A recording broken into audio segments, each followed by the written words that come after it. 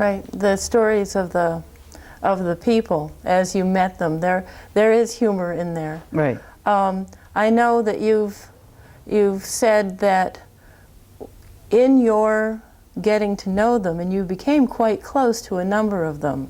I know that you called, say, Brian and Billy. You talked to constantly on the telephone, and others became very close personal friends. But I think that you said at one point that when you talked with them, when you painted their portrait, you weren't looking at AIDS. You weren't looking at someone with AIDS, but rather to the individual, and I know many of them were artistic and creative. You were talking to the painter that was sitting in front of you. You were talking to Alan, right. Alan the dancer, and so forth. So I think that ability to see past the surface into the essence of somebody is, it's certainly a gift of vision, but then of course the artistry comes to be able, when you're able to then convey it as you have in the portraits.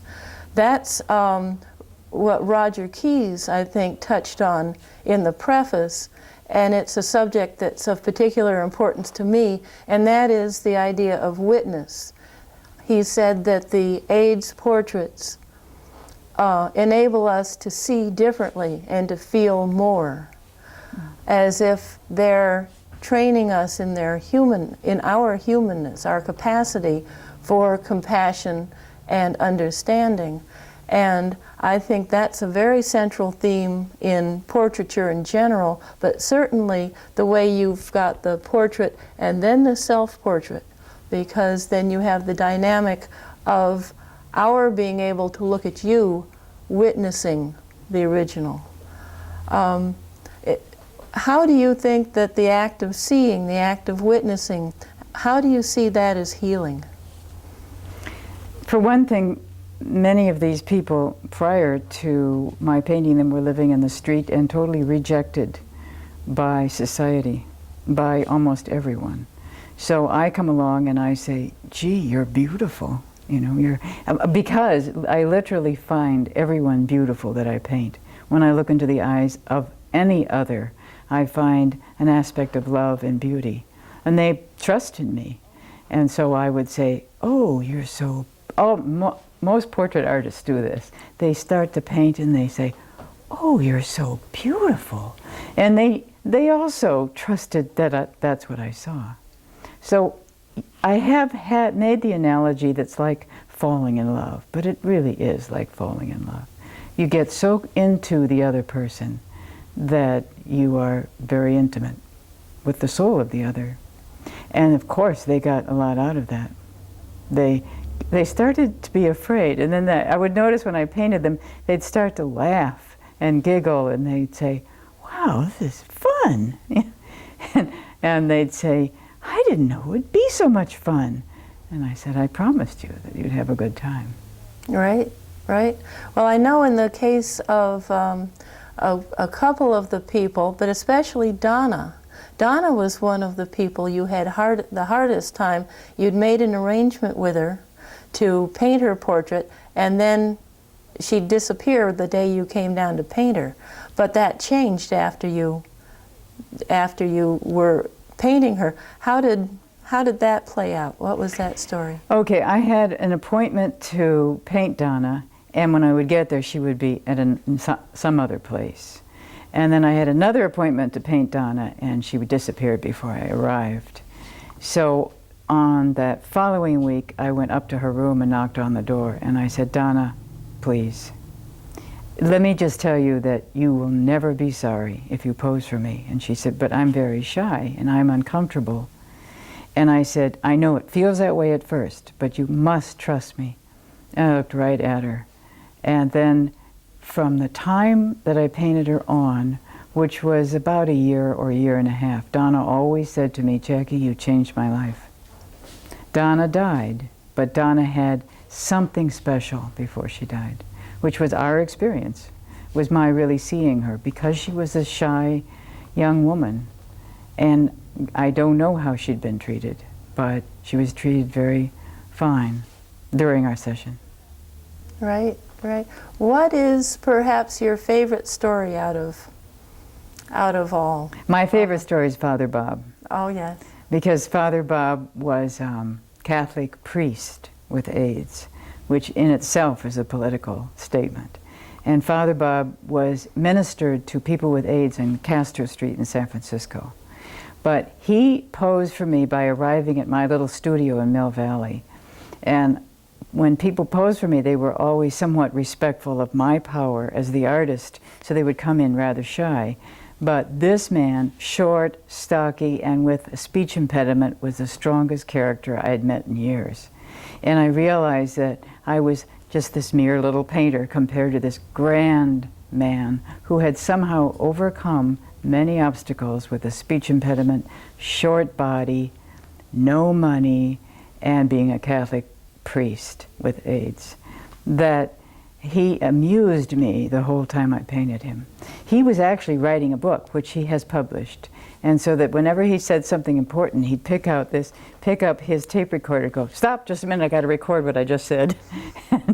He was a trip and fun for me. Pure fun. And then when you showed him the portrait. Oh, right. And then when I showed him the portrait, at the Peter Claver House, which is a house where people with AIDS live. He said, "You gave me a star on my forehead." And I said, "I did." And he said, "Yes, you did it, but you didn't know you did it, but there's a star on my forehead forever." And there is. There's a star on his forehead. Right. And so then did you give your self-portrait a star? No, Or- I painted the devil. I painted Father Bob. I was very tired, and I painted him about 2 days after I painted him. And I saw that there were 2 little horns hanging up on my head from the painting process. And I said, should I leave those horns in that painting, or should I take them off? And I said, no, I think I'll leave them there for him. So when Father Bob came to the show, he said, "I knew it. I knew you were going to make the devil out of yourself," and you did. Mm-hmm. So that was the fun stuff we had together. Right, right. Whatever possessed you to become a portrait painter? When you started out as a young girl interested in art, did you say, "I know that that's what I want to paint," or have you painted other things? Or I painted every single thing. I've done all landscapes, all still lifes, sculpted, taught everything, did everything. But it seemed in 1983 that this was my most powerful aspect, that I should, because when I was 18, an art teacher told me to never paint larger than life. And thanks to Roger Keyes, he commissioned me to do a portrait of him. And I said, well, I can't paint you larger than life because I was told not to. And he said, when? And I said, when I was 18. And he said, my gosh, woman, do it. So that's when it started. So this is my format. so, who would you say are the influences? If you're breaking a cardinal rule of painting larger than life, who are the other people that followed you over? For example, that proscription. You mean historically? Historically, right? Kay de Kolowitz, Edvard Munch, Kokoschka, Alice Neal. I have many heroes, and I studied art books, and I read about who they were and how they behaved, and some Samuel Beckett, who's not a painter, but he says what I say. Tennessee Williams, the deep-thinking artists that talk about human beings. Right. What are you doing now? What kind of art are you painting? I'm cutting up photographs and sticking them on paper, and they're all rather comical. So they're a collage format? Right. Yeah.